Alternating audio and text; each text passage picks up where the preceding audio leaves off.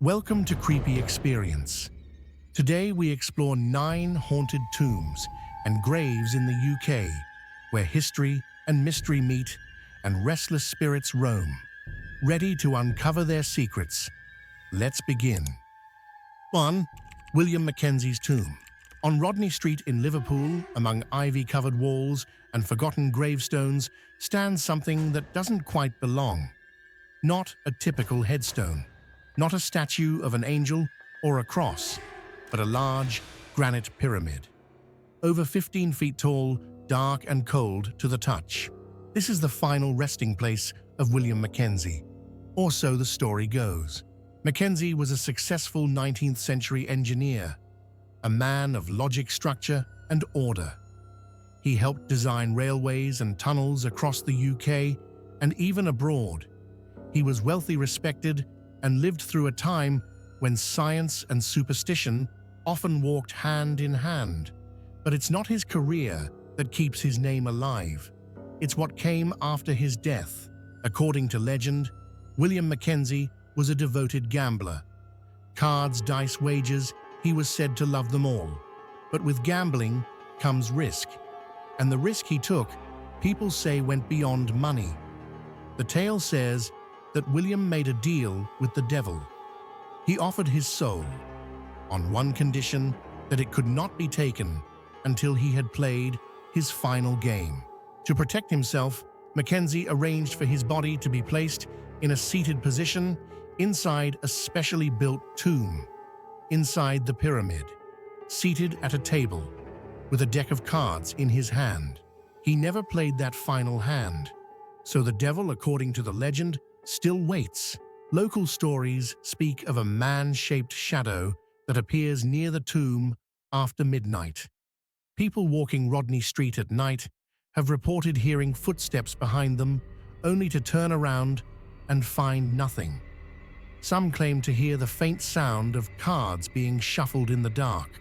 Paranormal investigators who visited the site have reported strange readings, unexplained cold spots, and even whispered voices caught on recorders.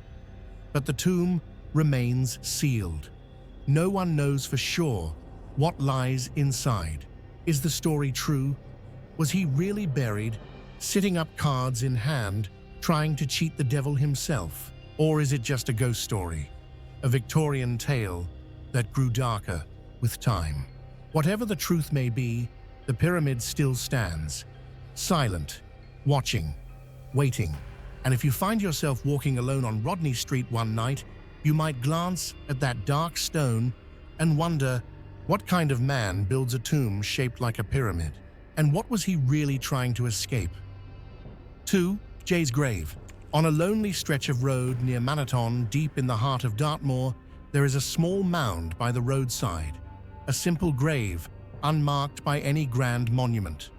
It sits quietly at a crossroads surrounded by wild moorland and often cloaked in fog. This is Jay's grave. Locals have known the story for generations, though the details are often blurred between fact and folklore. Some say her name was Mary Jay or Kitty Jay. She was a young woman, an orphan, raised in the workhouse. In the 18th century, when you had no family, no money, and no name, life was brutal.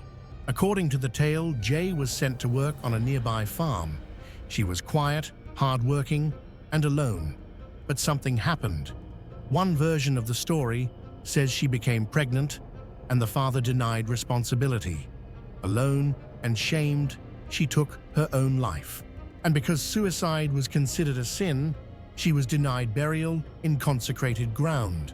Instead, they buried her here, at a crossroads far from the church, as was the cruel custom of the time. Some say she was buried at night in silence, with no prayers spoken. No one wanted to be near her grave. But the story didn't end there. Soon after the burial, people began noticing something strange. Every morning, fresh flowers appeared on the grave. No one ever saw who left them, not once. Through rain, through snow, even in winter, when no flowers grow, the petals still appeared. Some believe it is the ghost of Jay herself who places them. Others think it is the guilt of a forgotten descendant, a local who knows the truth. But no one has ever been caught or recorded leaving those offerings. Hikers and visitors to Dartmoor sometimes report a figure on the road near the grave, a pale woman in a cloak. She vanishes when approached. Some say their car engines stall near the crossroads. Some say they hear soft crying in the fog. Over time, Jay's grave became a place of quiet pilgrimage. People leave coins, trinkets, poems, not out of fear, but perhaps out of pity. Or maybe something else, something unspoken. Was Jay a victim of cruelty? Was she innocent? Or was she judged too harshly by the standards of her time? Her story has no justice, no clear ending. Just the sound of wind across the moor and a small grave that refuses to be forgotten. If you ever pass through Dartmoor, you may not notice it at first, but slow down. Look closely at the roadside. The flowers are still there, and someone or something is still remembering her. 3. Child's Tomb. Out on the windswept expanse of Dartmoor, where the sky feels impossibly wide and the land seems unchanged for centuries, there stands a granite monument known as Child's Tomb.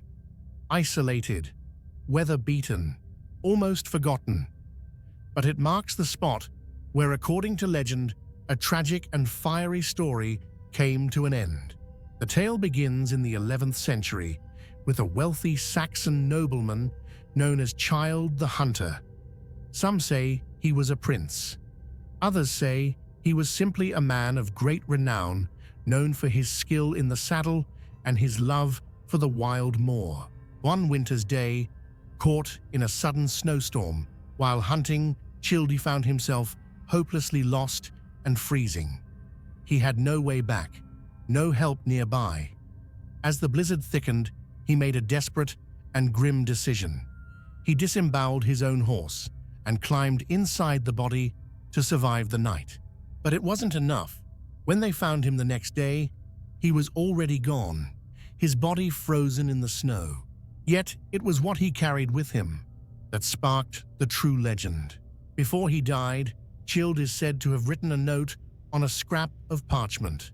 The note declared that whoever buried his body would inherit his vast lands, a final act of generosity, or perhaps desperation. What followed was a race. The monks of Tavistock Abbey, ambitious and opportunistic, allegedly recovered his body and buried it within the grounds of their monastery. In doing so, they claimed the land for themselves and held it for generations. But the site where Child died was not forgotten. A tomb was built on the very spot, a square stone base with a central pillar. It has been repaired over the centuries, though much of the original structure was damaged or taken. The place remains windswept and strangely quiet, often shrouded in Dartmoor mist. Walkers and hikers who pass the tomb today often pause in silence. Some say you can still feel a strange heaviness in the air, a sense of something watching. There are reports of sudden cold gusts, even on warm days, and every now and then, someone claims to see a mounted figure in the distance, a rider who disappears when approached. Is it just a legend, a romantic tale of medieval drama and land politics? Or did Child truly die in agony on this barren moor, his final wish twisted by those who saw opportunity?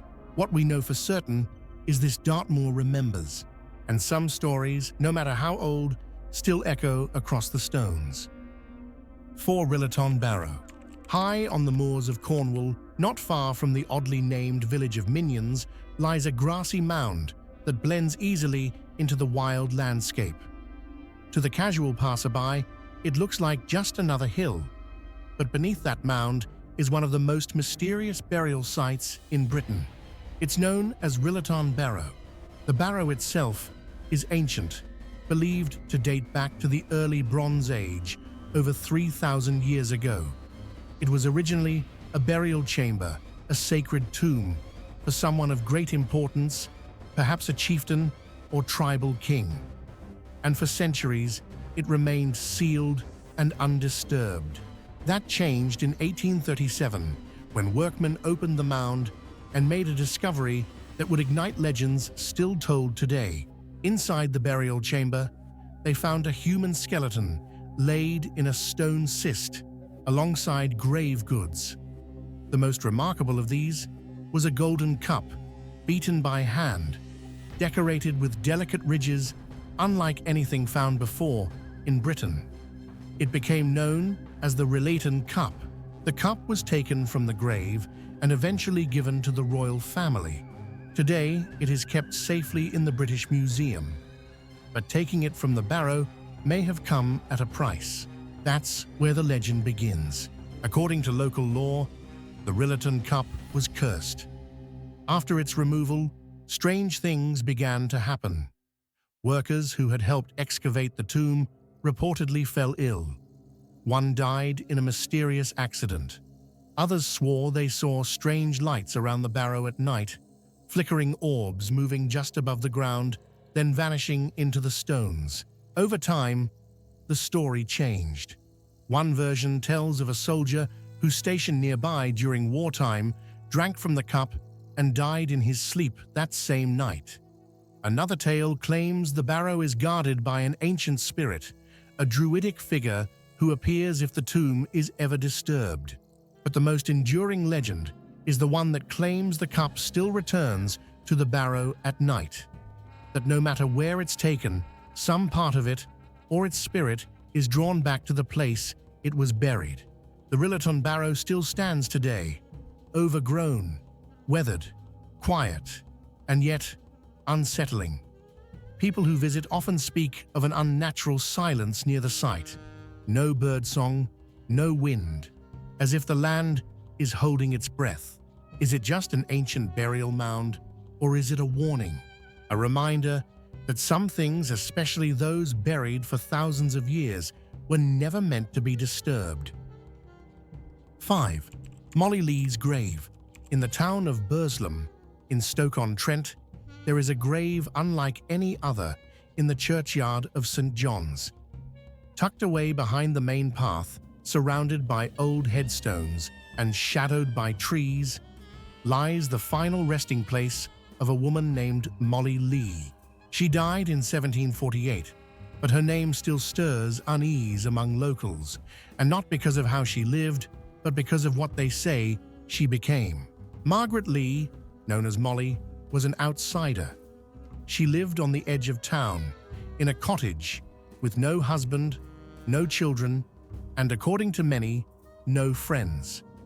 She kept to herself, tended her land, and was often seen with a blackbird that perched on her shoulder or followed her through the streets. It didn't take long for whispers to begin. In a time when superstition was stronger than science, Molly was branded a witch. Livestock near her land fell ill. Children claimed to see her walking through walls. Crops failed, and people muttered her name. But the loudest voice against her came from a local clergyman, Reverend Thomas Spencer. He accused Molly of cursing the town, of keeping a familiar spirit in the form of her bird, and of dealing in dark magic. Molly died at the age of 63. Some say it was of natural causes, others say she was cursed in turn. She was buried in the churchyard, but peace did not follow. Soon after her burial, townspeople began reporting strange happenings. The blackbird was seen sitting on her grave. Windows near the church shattered without cause. Milk soured overnight. Some said they saw Molly herself walking the streets after dark, her face pale, her eyes black. Eventually, the fear grew too great. Reverend Spencer and a group of locals returned to her grave at night. They exhumed her body, held a strange ritual, and reburied her in a different direction, laid east to west, instead of the Christian custom of west to east. It was meant to trap her spirit, to stop her from rising again. Today, Molly Leigh's grave is still there, set apart, and aligned differently from all the others. Her cottage is long gone, but her name lives on. Some visitors leave flowers, others leave coins or charms, but no one stays too long. People say you shouldn't speak her name aloud near the grave, that you shouldn't visit alone, and that if you hear the sound of wings fluttering above your head, don't look up. Was Molly really a witch? Or was she simply a woman who lived differently in a time when that was dangerous?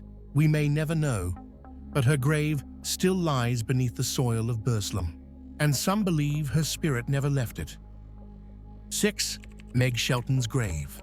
In a quiet village churchyard in Lancashire, just behind the old stone walls of St. Anne's Church in Wood Plumpton, lies one of the most unusual graves in England. At first glance, it doesn't look like much, a small flat stone surrounded by grass, but this grave has no name, and it is said to hold down the most feared woman the village ever knew. Her name was Meg Shelton, though some called her the Filed Hag. She lived in the late 17th century in a time when accusations of witchcraft could end a life in flames or worse. Meg was not like the others. She lived alone on the edge of the village. She was said to steal milk from cows without touching them, to spoil harvests, just by walking through a field, and to appear in two places at once. Most chilling of all were the stories that animals would fall dead when she walked past, or that her shadow sometimes moved even when she didn't. The people of Wood Plumpton feared her. When she was eventually found dead in her cottage under suspicious and unexplained circumstances, the village hoped it was over. But peace would not come. According to legend, her body would not stay buried. Time and time again, after her burial, the earth above her grave would shift. The coffin would be found tilted. Soil disturbed, the lid cracked open. Some say she had tried to dig herself out with her bare hands. Others say she was pulled up by something darker. The villagers, terrified, turned to drastic measures.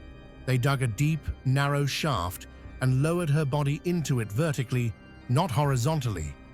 Then they placed a massive heavy boulder over the top of the grave, not as a marker of respect, but as a seal, a final weight to hold her spirit down. That stone is still there today, a round slab about a meter wide lying flush with the grass. It bears no name, no date, but locals know exactly what it is. Visitors often leave coins or charms on the stone.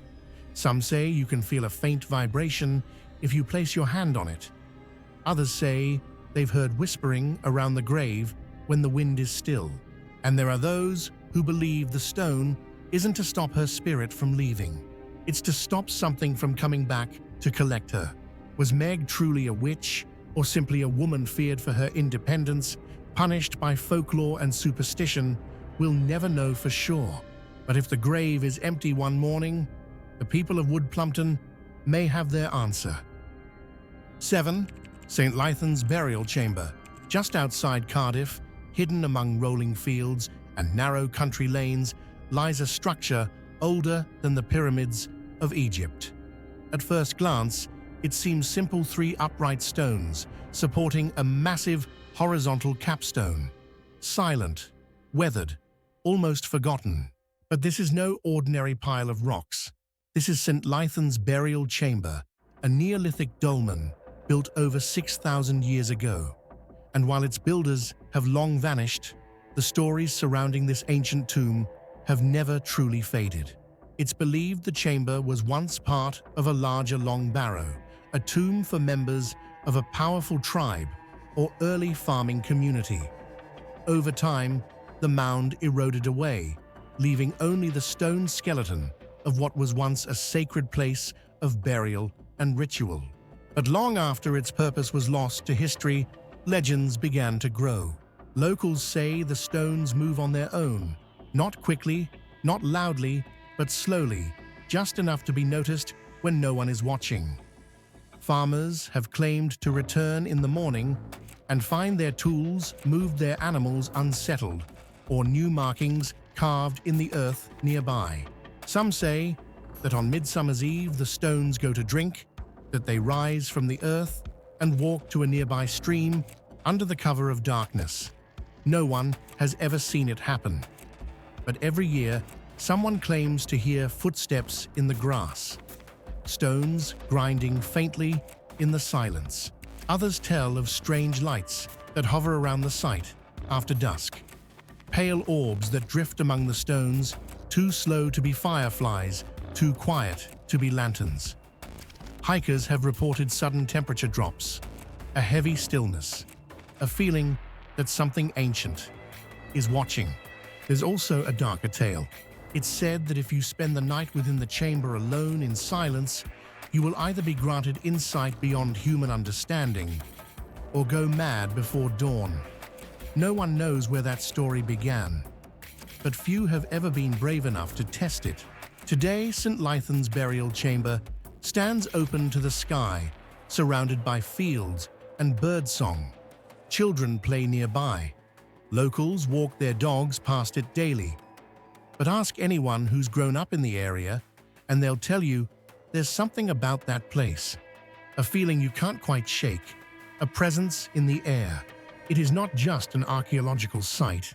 It is a threshold, a doorway between the world of the living and something older, something still waiting beneath the soil.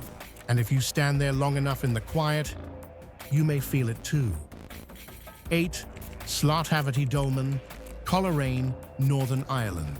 In the rolling countryside near Coleraine, Northern Ireland, stands one of the oldest monuments in the region, the Slartavity Dolman. This ancient portal tomb dates back thousands of years, a silent witness to the dawn of human settlement in this land. At first glance, it is a simple structure, massive stones arranged to form a doorway covered by a large capstone. But to those who know the local stories, it is much more than that. The dolmen is said to mark a gateway between worlds, the living and the dead. For centuries, farmers and villagers have passed by respectful and cautious. The dolmen sits on a hill overlooking fields and misty valleys, often shrouded in early morning fog. It's a place where the veil between past and present feels thin. Local legends tell of spirits who guard the tomb. One of the most persistent stories is about a ghostly figure known as the White Lady. She is said to appear on misty nights, drifting silently among the stones, dressed in flowing white. Some say she is the spirit of a woman who was wronged long ago, trapped between worlds, and forever seeking peace. Visitors who approach the dolmen after dark sometimes speak of strange sounds, whispers carried on the wind, soft footsteps on the grass, and the feeling of being watched. One tale describes a traveler who, lost in the fog, stumbled near the dolmen just as the moon rose. He saw a figure standing silently by the stones. When he called out, the figure vanished without a trace, leaving behind only a sudden chill that froze him to the bone. Others say the dolmen has protective powers. Farmers used to leave offerings near the stones, bread, milk, or coins, hoping to ensure good crops and keep evil spirits away. Even today, some locals maintain the tradition, especially during Samhain, the ancient Celtic festival marking the end of harvest and the start of winter. Archaeologists have long studied the dolmen, fascinated by its construction and the ancient culture that built it. Yet no matter how much we learn, the mysteries of Slartavity remain. Who was buried here? What rituals were performed? And why does the site still seem alive with energy centuries later? Standing beside the massive stones, you can almost feel the weight of time pressing down. The silence is heavy, broken only by the wind, whispering through the trees. The Slartavity Dolman reminds us that some places are more than stone and earth. They are memories carved into the land, doorways to stories we may never fully understand. And on certain nights, when the fog rolls in and the world grows quiet, you might just catch a glimpse of the White Lady wandering, still lost between the worlds. 9. Grave of Sethmore, Scorfi. Deep in the misty hills of the Scottish Highlands lies a grave few dare to visit the resting place of Sethmore, Scorfi, a name whispered with reverence and fear for centuries. Unlike many haunted sites tied to legends of witches or ancient tombs, Sethmore was a warrior, a fierce Highland chieftain whose story is etched in both history and myth. Sethmore lived in turbulent times when clans fought bitter battles for land and honor. He was said to be unmatched in combat, a giant of a man with eyes like burning coals and a voice that echoed across the glens. His enemies feared him, his people revered him.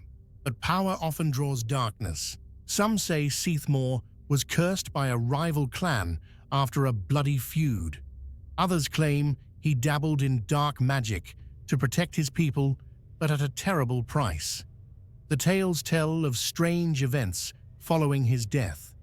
His grave, located on a remote hilltop overlooking the rugged landscape, became a place of unnatural occurrences.